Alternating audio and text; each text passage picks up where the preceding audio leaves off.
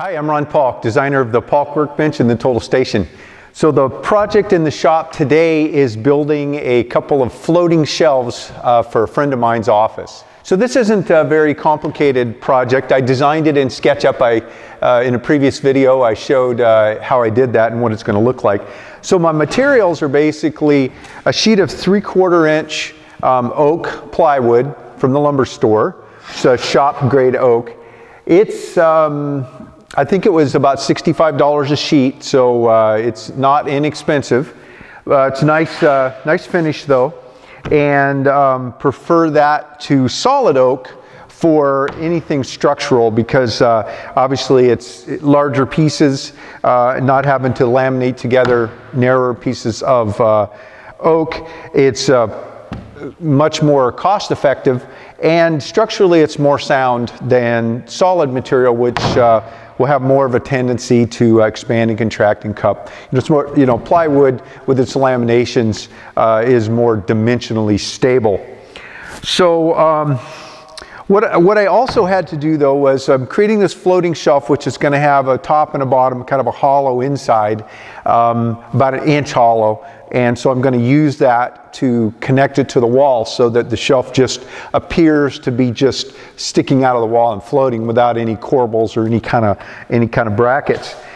So I'm going to need to do an edge around it, creating this, this sort of thick looking shelf.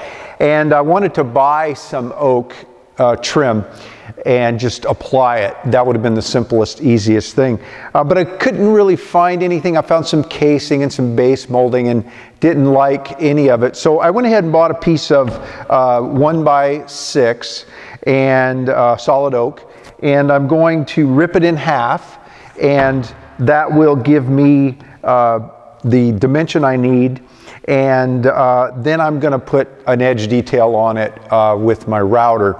So it adds a step, but other than that, I just didn't really have any good options. Oak in our area has not been a very common finish material for quite some time. Sometimes you see it in flooring, but you barely see oak cabinets and oak doors and oak trims anymore. And so even finding the material, my lumberyard had it, but their pickings are pretty slim for going with this. Maples and things like that are much more available. So the first thing, as with most of my projects, if I'm using plywood, is I want to break down my plywood. Now I could have bought or if I would have had access to say half a sheet, I would have gotten that, but they only had full sheets. And so I need to have, I'm making the pieces 7 inches wide by 34.5 inches long. So I'm going to need 2 pieces of that size for each of the shelves. So I need 4 pieces. And 34.5 is too long to get 3 pieces out of 1 rip. So I'm going to have 2 rips. I'll have a lot of plywood left over. I'll save it hopefully for some future oak project. And then I'll take 2 pieces out of each of those rips, and so there'll be a bit left over on that. Now, when I break down plywood, I use my track saw. And the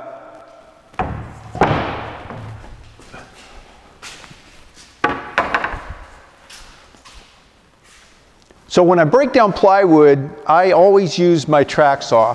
And the theory here, if you haven't seen a track saw, basically it's a track that a saw is designed to fit right in and make a perfect cut. Wherever you set this edge, you'll get an exact cut. And because of these tracks have a chip guard, it helps from splintering and things like that, because you're cutting from the top, so the blade is coming up through, so you don't get any splintering on the bottom side.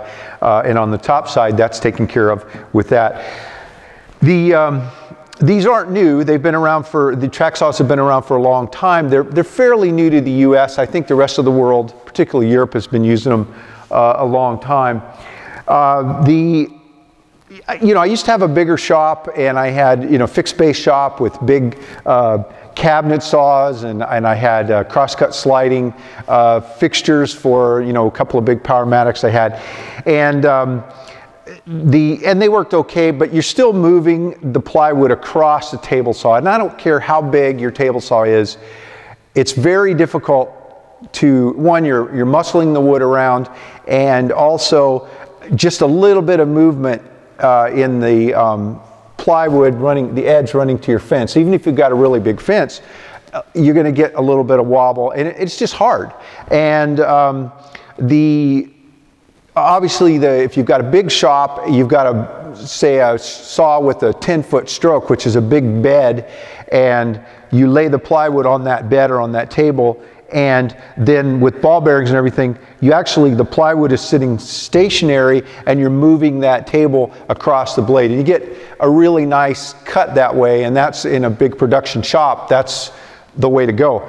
Well, this is essentially a portable version of that. It's sort of turning that idea upside down. So with the track, the wood is stationary. So just like on a sliding table saw, even though you're moving the wood is locked down, you know, on a moving table, and it just moves perfectly through the blade.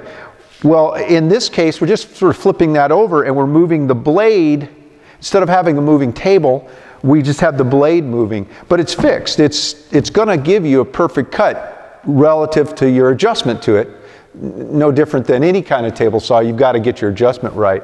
So when I'm doing a lot of repetitive cutting, say it's 24-inch sides, bottoms and tops, and shelves for cabinets, I'm going to use accessories like these are parallel guides, and I've essentially set them up on both ends of the track, and then there's an adjustable stop that I set them identical to each other, and then all I have to do is drop the track with the parallel guides on and just cut, set it down, cut. And I've done it in other videos to show that process when I was building the cabinets for my truck and trailer, for example. Well, you get into a situation like this where I need two pieces about 7 inches.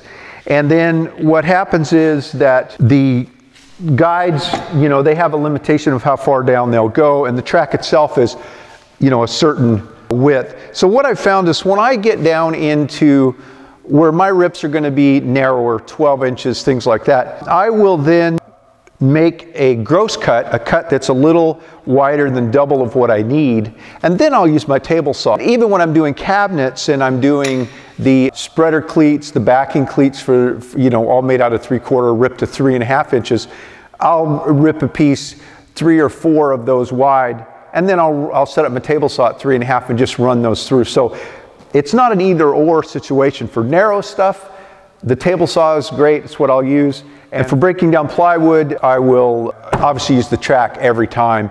It's just more accurate, a much nicer cut, and easier on me, just more efficient.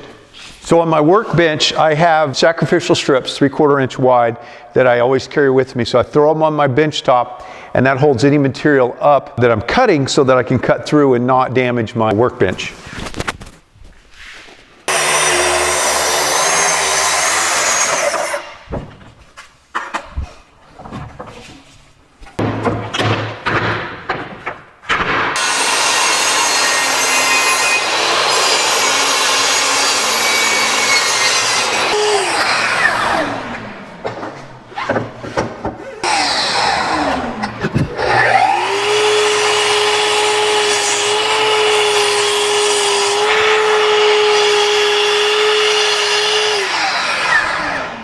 All right, so I have the top and bottom of each floating shelf cut, and now I want to have a couple of spreaders in between them to hold them apart.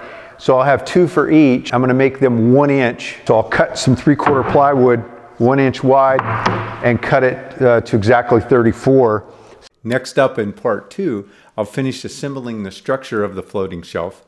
Then I'll set up the router and make the trim to go around the edge. Well, if you like these project videos, be sure to subscribe, like them, share the channel with others, and if you want a set of workbench plans, click on the link right here in the video. Thanks for taking the time to watch. Have a great day.